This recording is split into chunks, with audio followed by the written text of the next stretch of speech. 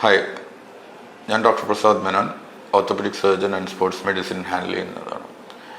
ഇപ്പോൾ കോമൺ ആയിട്ട് കാസർഗോഡിനെ സംബന്ധിച്ചിടത്തോളം ഫുട്ബോൾ ഒരു ക്രേസ് ആയതുകൊണ്ട് ഏറ്റവും കൂടുതൽ സ്പോർട്സ് ഇഞ്ചുറീസിൽ വരുന്ന ഒരു injury ACL ligament injury, meniscal injury and ankle ligament injuries ആണ്. ഇതിൽ ആങ്കിൾ ലിഗമെന്റ് ഇഞ്ചുറീസിനെ മിക്കവാറും നമുക്ക് കൺസർവേറ്റീവ്, അതായത് നോൺ ഓപ്പറേറ്റീവ് ആയിട്ടാണ് ട്രീറ്റ് ചെയ്യാൻ പറ്റുന്നത്. വളരെ അപൂർവമായിട്ട് മാത്രമേ ആങ്കിൾ ഇഞ്ചുറീസിന് നമ്മൾ സർജറിയിലേക്ക് പോകാറുള്ളൂ. ആങ്കിൾ ഇഞ്ചുറീസിന്റെ ട്രീറ്റ്മെന്റ് പ്രോട്ടോകോൾ ആദ്യം ബ്രേസ് അല്ലെങ്കിൽ സ്ലാബ് ടെമ്പററി ആയി ഉപയോഗിച്ച് സ്വെല്ലിങ്ങും പെയിനും കുറഞ്ഞതിന് ശേഷം റീഹാബിലിറ്റേഷൻ എക്സസൈസ് തുടങ്ങിക്കഴിഞ്ഞാൽ അവർ ഒരു 2 to 3 months ഉള്ളിൽ അവർ നോർമൽ ലൈഫിലേക്ക് എത്തുന്നതാണ്. ഈവൻ സ്പോർട്സ് 3 to 6 months ഉള്ളിൽ റീജോയിൻ ചെയ്യാവുന്നതാണ്.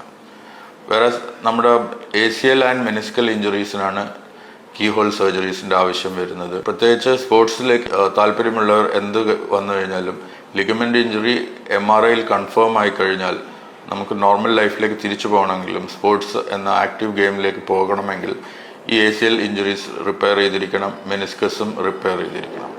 ഇല്ലെങ്കിൽ ഒരു അനദർ 10 to 15 years കഴിയുമ്പോൾ ഏർലി ഓസ്റ്റിയോആർത്രൈറ്റിസ്, അതായത് മുട്ടിന് തേയ്മാനം വരും എന്നുള്ള കോംപ്ലിക്കേഷൻ വന്ന് നമ്മളെ ലൈഫ് സ്റ്റൈലിനെ ബാധിക്കുന്ന ഒരു ഇതായി മാറും. സോ സ്പോർട്സ് ഇഞ്ചുറീസ്, എസ്പെഷ്യലി നീൻ്റെ ഇൻ ആൻഡ് അറൗണ്ടുള്ള ഇഞ്ചുറീസ് എത്രയും നേരത്തെ ട്രീറ്റ് ചെയ്യുന്നു അത്രയും നല്ല റിസൾട്ട്സ് ആണ് നമുക്ക് കിട്ടുക. Thank you.